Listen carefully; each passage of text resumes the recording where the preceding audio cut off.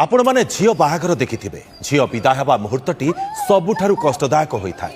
से समय रे बापा माँ भाई भौणी बंधु बांधव समस्तक आखि लुहरे भिजी थाए। आपण भाबुथिबे मु काहेकि आज कहूची झील बाहागर आ विदाय बेलर कथा। हाँ दर्शक बंधु, डेराडून सोशल मीडिया रे भाइराल होउथिबा एक वीडियो प्रमाण करि दैछि जे केवल मनीष नुहे पशु मानक पाखरे मध्य अपूर्व भाव प्रवणता एवं प्रेम भरी रहिछि।